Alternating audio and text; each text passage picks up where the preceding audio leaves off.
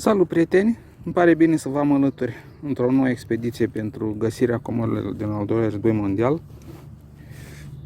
Am început să sap și chiar primul obiect găsit, nu după mult timp, ia uitați, în groapa aia de acolo, maxim 10 cm. Ia uitați ce am găsit. Această piesă, bucată din ceva, a fost ceva electric, ceva de la un radio sau de la un aparat, un telefon. Poate nu l-aș fi comentat, dar am văzut ceva inscripții ștanțat aici pe placa asta, ce m-a făcut să cred că ar putea fi de atunci, din al doilea război mondial, dar probabil din 44. Și ceva nemțesc. Aici văd că scrie, nu știu dacă se vede bine.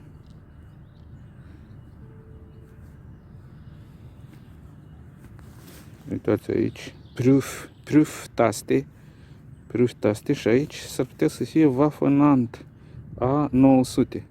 Dar aici semnul ăsta mai mic nu se cunoaște bine, iar aici, uitați, LBE, aici LA, deci două butoane erau aici, probabil reglaj ceva, iar aici, ia uitați, nu știu, cred că așa e poziția bună. Da, am revenit.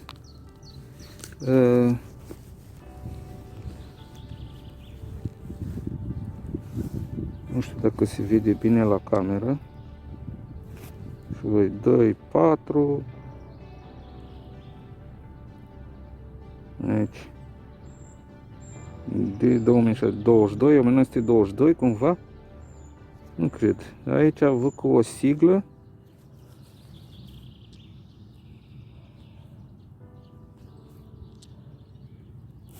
Așa, iar aici 129 pe 30 de. Iar aici am revenit. Haideți să vedem și aici. Poate se vede mai clar. Așa.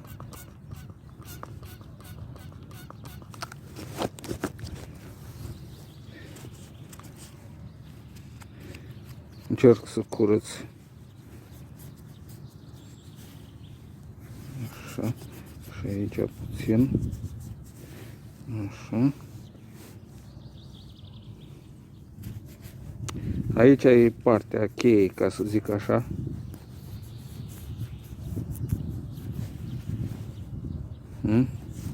Parcă se vede mai bine, dar tot nu sunt mulțumit. În fine.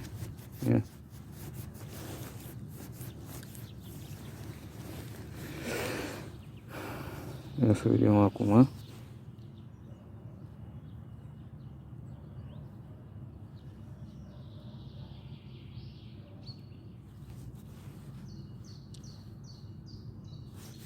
Vedeți aici semnul. Pare o svastică foarte mică. Semn Waffenant. O fi Waffenant? Waffenant.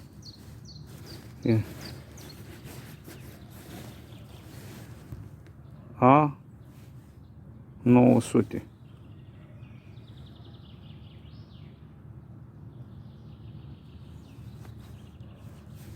Uitați aici. Aici. Foarte interesant. Și aici, după cum observați și voi, LBE și LA.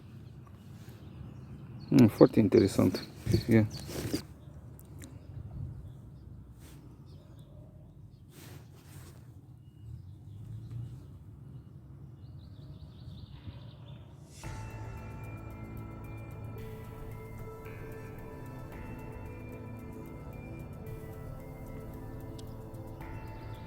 În orice caz, dacă ați mai văzut, ați mai găsit,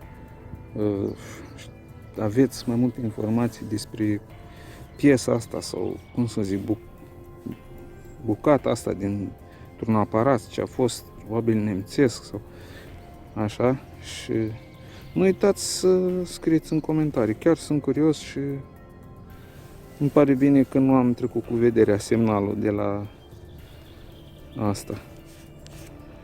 De fapt, uitați câte părți metalice și din alamă sunt aici. Deci cred că era oarecum greu să nu-l observ și să nu-l, măcar din curiozitate, să văd ce e.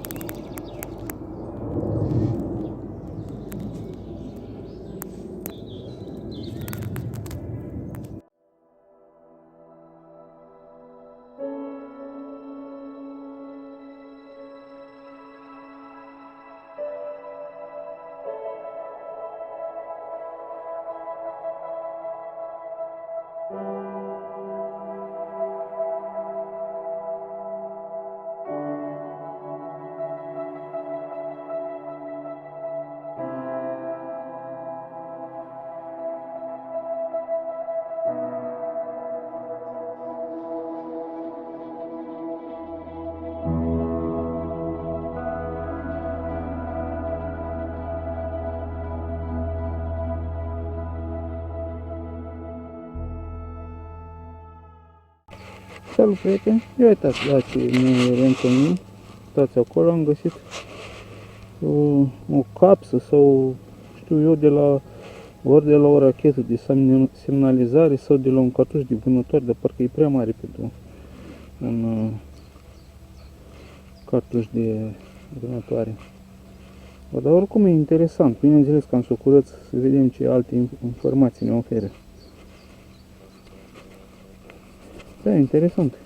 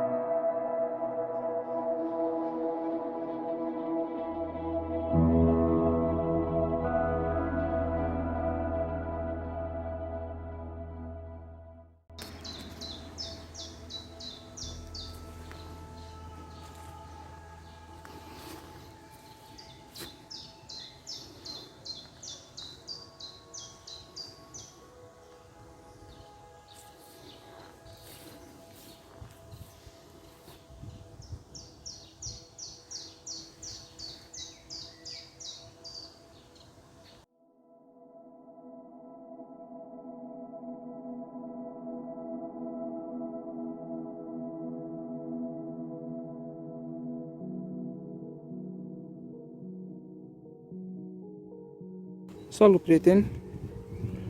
Uitați la ce ne reîntâlnim. Nu departe de locul unde am găsit tubul pe care l-ați văzut mai înainte. Uitați aici, în gropița asta, nu știu, zic eu că e interesant. Cumva aș putea spune că e chiar suspect. Stați, vedeți că aici este o bucată de material textil, dar ia uitați. Aici lipit sau cusut. Da, uitați că este cu o cusătură. Vedeți? Aici. Nu știu dacă se vede bine pe cameră, bate soarele într-un fel și nu-mi dau seama că se vede bine. Cred că se vede bine acum.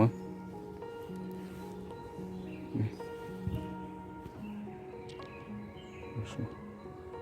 Vedeți aici cusăturile, așa găurile trecute și unde s-a făcut cusătura, țesătura. Uitați, așa.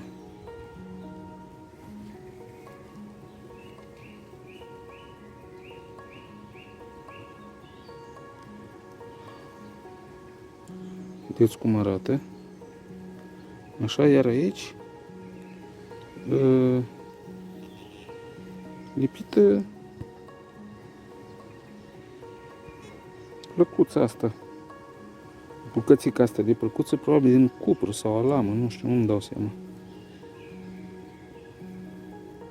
Sau nu, e ceva din piele, nu știu, etichetă. Dar dă semnal. O fi și ceva metalic aici și nu văd eu.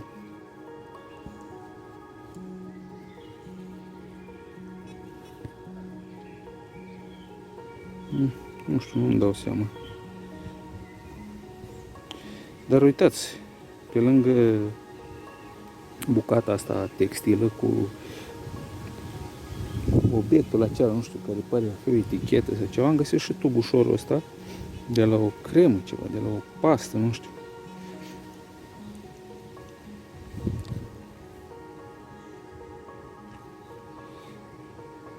Așa.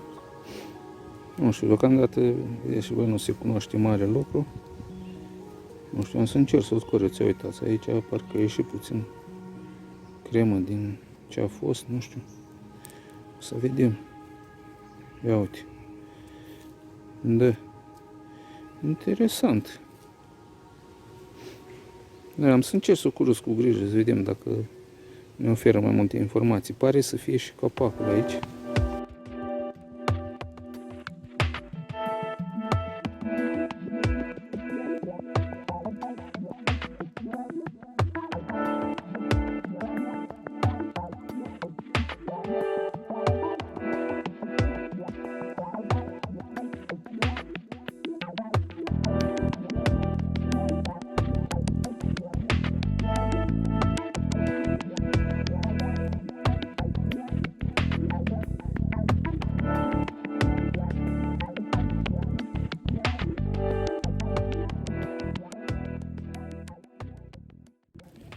Salut, prieteni! După cum ați văzut, sincer să fiu, nu mă așteptam să găsesc aici. Ia uitați. O mică moneduță.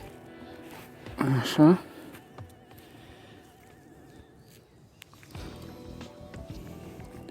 Da. Pare un leu bun pentru un leu. Deja se vede ceva, cred că din cupru. Așa.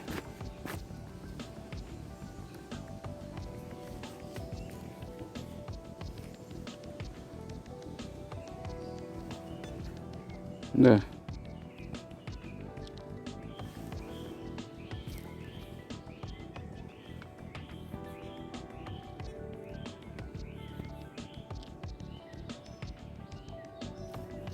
Da, am să o curăț, deocamdată nu se vede prea clar. Așa. Dar am să o curăț și vom vedea ce alte detalii ne oferă. Da, interesant.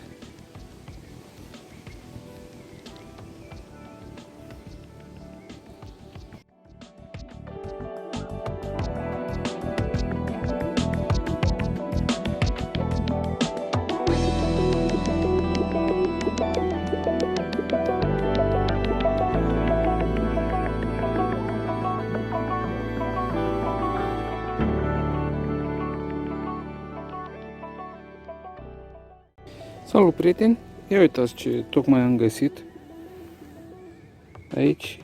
Ia uitați, în gropița asta, lângă copăcelul ăsta, de fapt un viitor copac falnic. Ia uitați. Un tub 792 Mauser.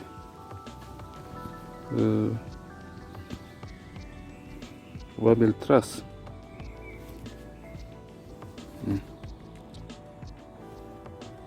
Nu știu, o să vedem.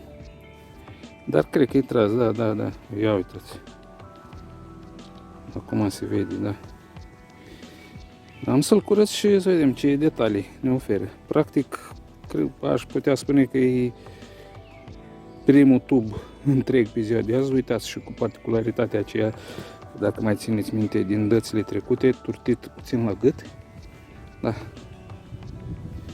O să vedem.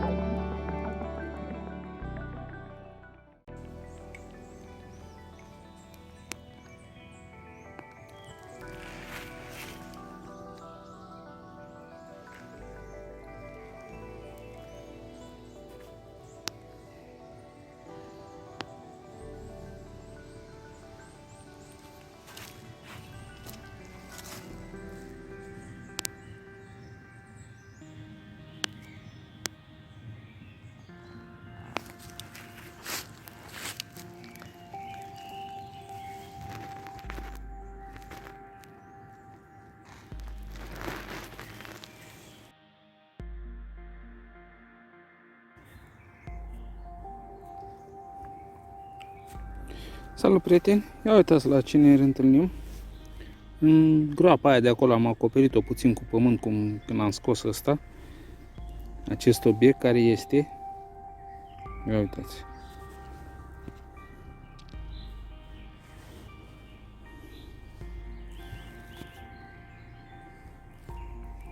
Este un nasture, ceva ce n-am mai găsit de ceva timp. Este un nasture militar, pare să din aluminiu. Da, interesant.